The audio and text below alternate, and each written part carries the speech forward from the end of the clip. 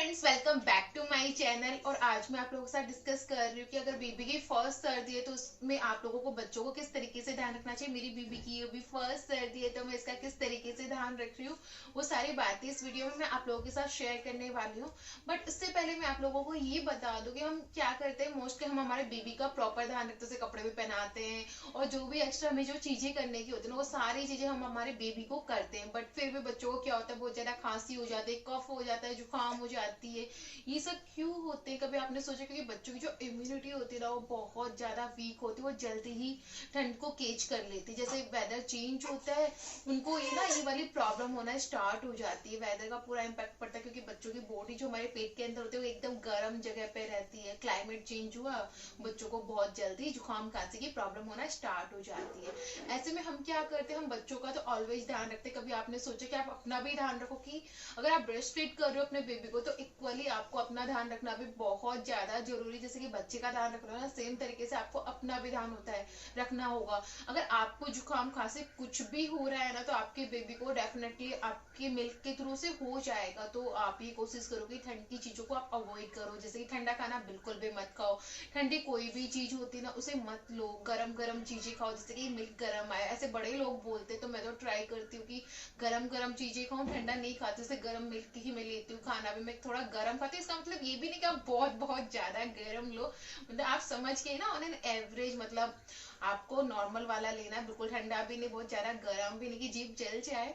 आपको जैसे कि गीले बालों से बेबी को दूध मत पिलाओ, बालों को सुखा के अपना दूध पिलाना चाहिए। अभी सर्दी है तो आप क्या कहते हैं, बिना स्लीपर के चारों तरफ घूमते या सॉक्स नहीं पहनते, तो उससे पैरों के थ्रू हमारी भी तो बॉडी ठंडी होती है, हमें भी ठंड लगने का पूरे पूरे चांसेस होते हैं। छोटी छोटी चीजें आप पहले खुद में भी मैं ये चाहूंगी कि आप अवॉइड करो, तो इससे काफी हद तक है ना, आप अपनी जो बेबी को आपके मिल्क के थ्रू ठंड लगने के चांसेस होते हैं ना, वो काफी हद तक कम हो जाएंगे। मेरा मानना पर्सनली ये है। अब हम बात करते हैं बच्चों को हम किस तरीके से ध्यान रखें कि बच्चे को ठंड नहीं लगे।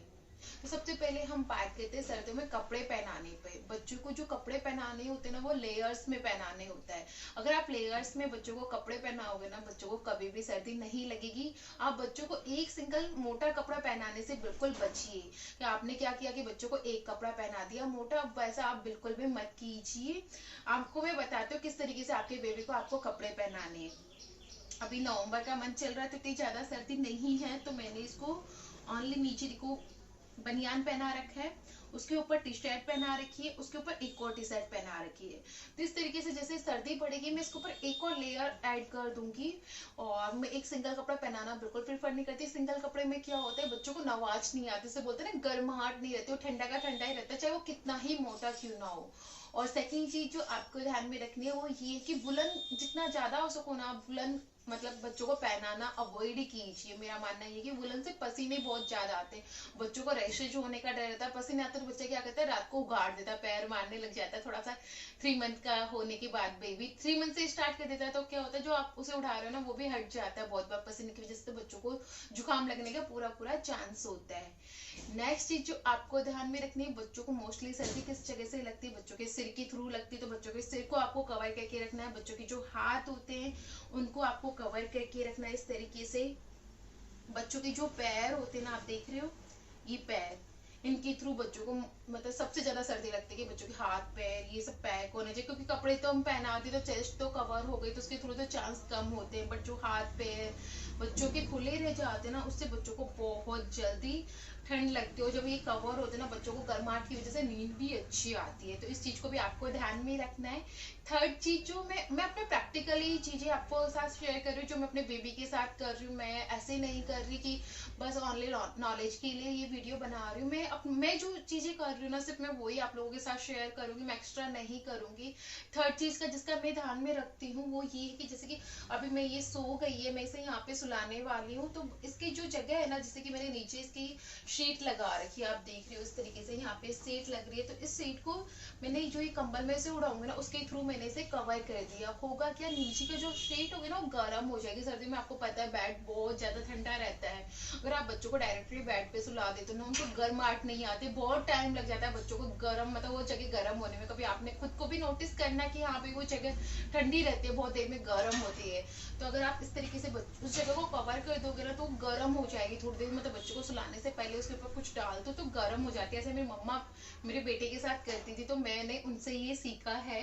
तो मैंने इस तरीके से यहाँ पे इस जगह को कवर कर दिया। अब मैं इसको सुलाने वाली हूँ, तो बस यहाँ पे मैं इसे सुला दूंगी तो उसकी ये जगह है ना वो गर्म रहती है। था मतलब फोर्थ पॉइंट होगा जो आपको करना है वो ये है कि बच्चों की मसाज सर्दियों में आपको बिल्कुल बिल्कुल भी मैं ये नहीं कहूंगी मसाज करना आपको छोड़ देना है। सर्दियों में मसाज करने के लिए बहुत सारे ऐसे पॉइंट होते हैं जिनका मैं स्पेशली अभी से मैंने स्टार्ट कर दिया, ध्यान में रखना। मैं आप लोगों के साथ वो वीडियो भी जरूर शेयर करूंगी अगर आप लोग मुझे मैसेज करोगे कि मैं किस चीज का मतलब ध्यान रखती हूँ, मसाज किस तरीके से अपने बेबी का कर रही हूँ। तो आप मसाज जरूर कीजिए, क्योंकि मसाज करने से क्या होता है बच्चों की बॉडी जो होती है ना वो गर्माहट आता है।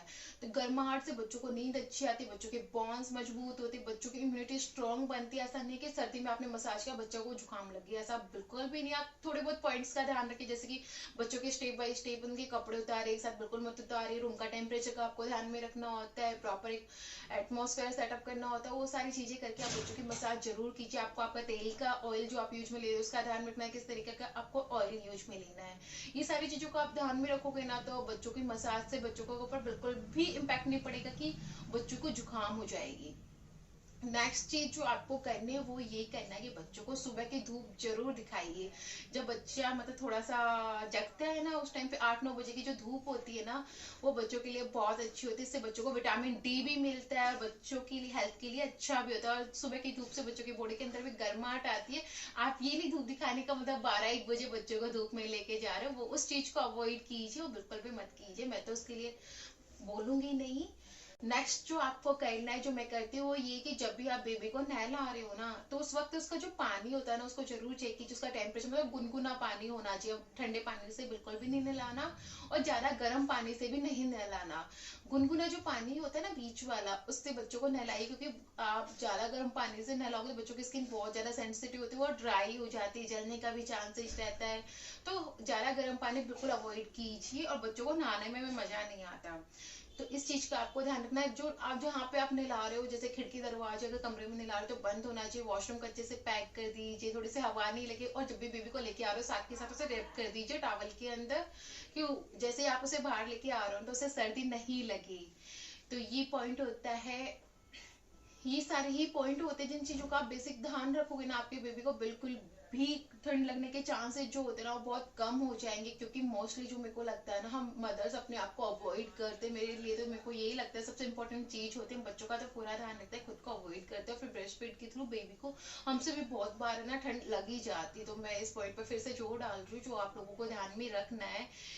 तो बस दोस्तों मैं यहीं पे ये वीडियो एंड करती हूँ। अगर आप लोगों को मेरा वीडियो पसंद आता है तो मेरे चैनल को जरूर सब्सक्राइब कीजिए। तब तक के लिए बाय बाय और मैं इसे सुला देती हूँ।